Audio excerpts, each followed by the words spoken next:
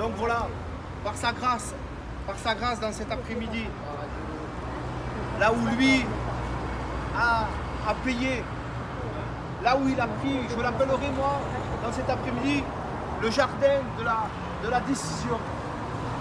Puisque vous connaissez tous le récit de la parole de Dieu, où le Seigneur va prier 3 fois, où il va dire, eh bien, c'est écrit dans Matthieu 26 et 36, là où il va dire à ses disciples, priez avec moi. Vous allez voir, il va dire, puis ayant fait quelques pas en avant, il se jeta sur sa face et pria ainsi, mon Père, s'il était possible que cette coupe s'éloigne de moi, toutefois, non pas ce que je veux, mais ce que tu veux, toi. Et il vint vers les disciples qui trouvaient endormis. Il dit à Pierre, vous n'avez donc pas pu veiller 1 heure avec moi? Veillez et priez, afin que vous ne tombiez pas dans la tentation. L'esprit est bien disposé, mais la chair est faible. Il s'éloigna une 2e fois et pria ainsi, mon Père, s'il n'était pas possible, cette coupe s'éloigne, sans que je la boive, que ta volonté soit faite. À travers de ce récit, nous voyons le plein abandon du Seigneur au travers de la volonté du Père. Un peu plus loin, il sera dit que tous les disciples l'auront abandonné. Tous l'auront abandonné. Et je crois dans mon cœur que c'était un plan divin, que tous l'abandonnent pour que la décision du Seigneur ne repose pas sur des frères, mais repose sur l'amour que le Fils avait envers le Père. Voilà pourquoi, à ma pensée, il se retrouve seul, face à la volonté du Père, à Gethsémane. Nous savons tous ce que ça veut dire, pressoir à huile. Là où le Fils a soumis sa volonté à la volonté du Père. Et j'ai ça dans mon cœur, depuis que les frères m'ont donné cette permission de pouvoir faire aujourd'hui ici. Je voudrais te poser ta question à toi aussi. Elle me concerne aussi. As-tu ton Gethsémane? As-tu ton jardin fermé avec Dieu? As-tu dans ton intimité? Parce que là, nous parlons de l'intimité de Jésus, de la soumission à la volonté du Père. Nous sommes dans ce lieu. Nous parlons du Seigneur. Mais le texte me dira aussi dans 1 Jean chapitre 2, celui qui dit qu'il demeure en lui. Celui qui dit nous demeurons en Christ. Et c'est ce que nous proclamons, demeurer en Christ. Le verset termine et dit, doit marcher aussi comme il a marché lui-même. Alors, est-ce que ce passage de Gethsémane ne regarderait que Jésus dans sa soumission au Père?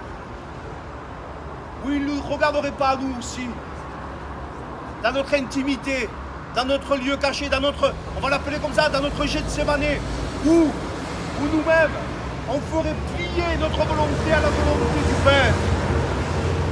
Combien de fois peut-être le Père a demandé, et peut-être combien de fois nous avons refusé sa volonté, de faire sa volonté. Et pourtant, c'est dans ce jardin-là que le Seigneur veut nous retrouver.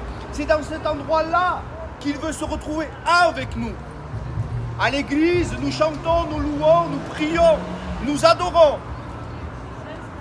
N'oublions jamais que la communion de l'église, que la communion des frères ne remplacera jamais la communion personnelle. Amen.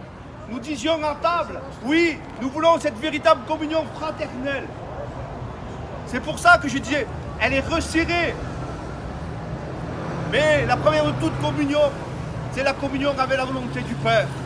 Regardez ce geste. Communion verticale, nous et le Père. Et ensuite, communion fraternelle, horizontale. Et bien sûr, vous avez compris ce que ça représente, la croix.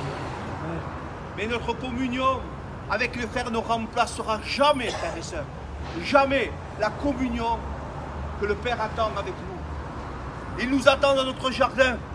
Il nous attend dans ce face-à-face avec lui. Regardez ce que dit le Cantique des Cantiques. Cantique des Cantiques, chapitre 4, verset 12.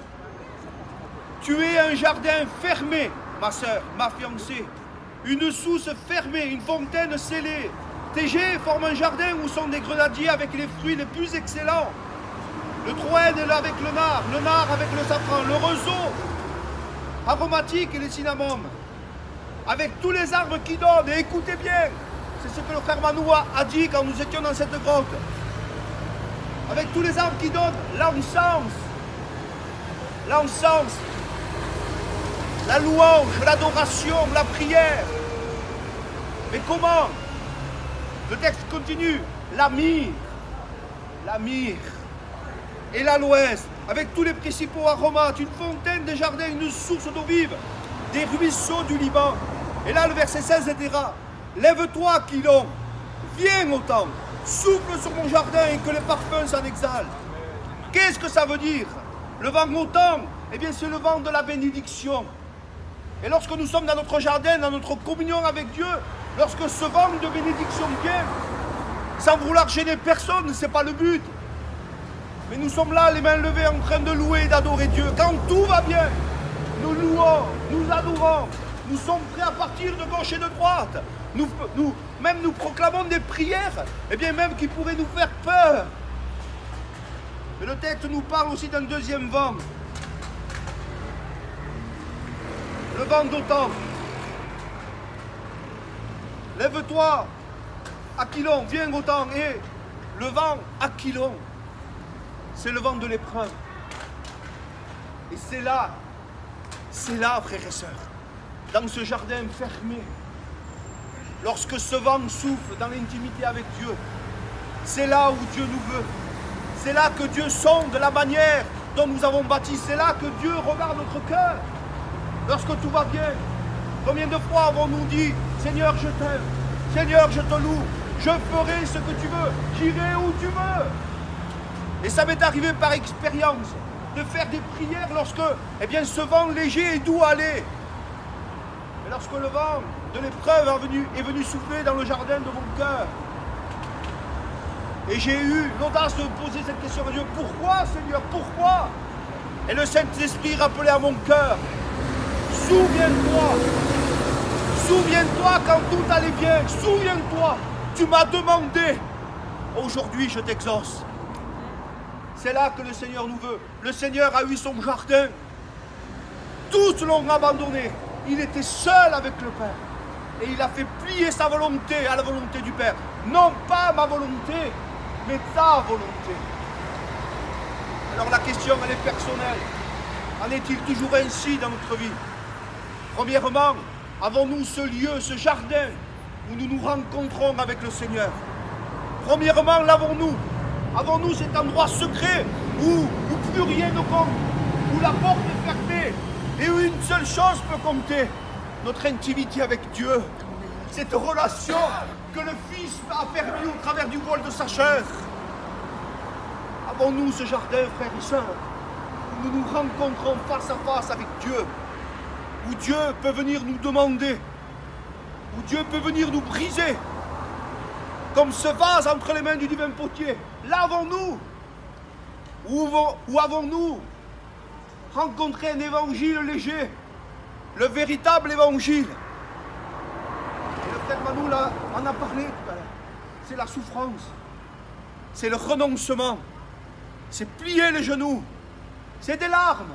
Je voudrais m'adresser à la jeunesse. Ne croyez pas que l'évangile que vous avez rencontré est un évangile où on peut faire ce qu'on veut, qu'on peut plaisanter comme on veut, qu'on peut se comporter comme on veut. Il y a une direction. C'est la parole de Dieu. C'est Gethsémane. Parce que bien souvent nous voulons, et je dis juste cela, bien souvent nous voulons toute la gloire, toute la puissance du sacrifice de Golgotha. Mais avant Golgotha, il y a Gethsémane. Seigneur, tu as pris mon péché, tu as pris mes infirmités, tu as tout pris à la croix du Calvaire. Oui, amen. Mais avant tout cela, il faut passer par Gethsémane. Il faut faire plier notre volonté à la volonté de Dieu.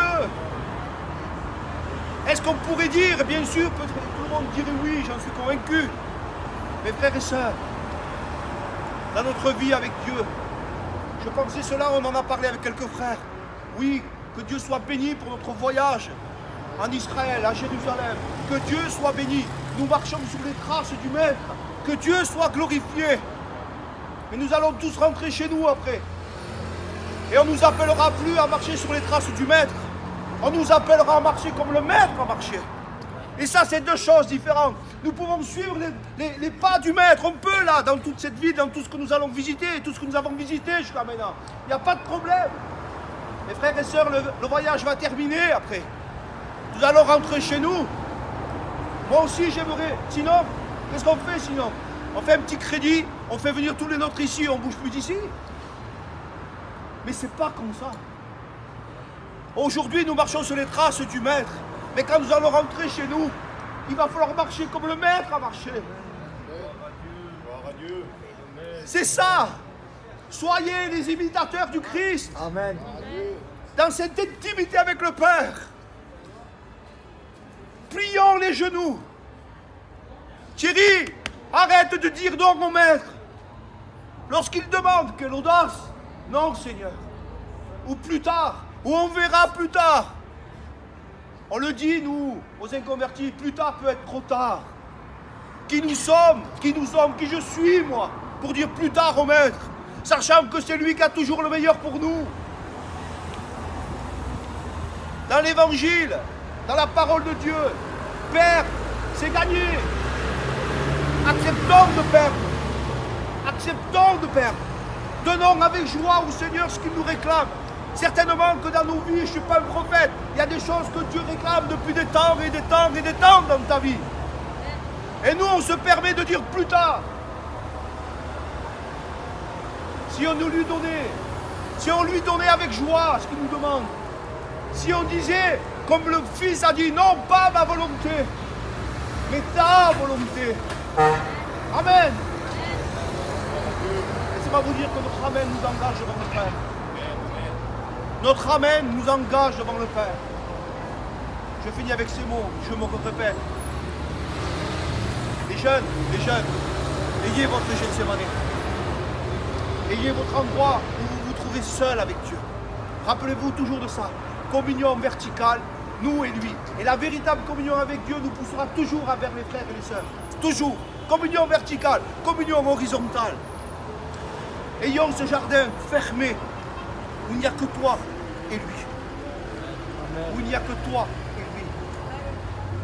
Et là où on pourra faire plier notre volonté à la volonté du cœur. Là où on acceptera avec joie l'enlèvement de nos biens. Ah, c'est pas facile le brisement. Personne ne voudrait passer par le brisement. Tout le monde voudrait ressembler à Jésus sans passer par le brisement. Laissez-moi vous dire que ce n'est pas possible. Je vais finir avec le verset que nous avons lu.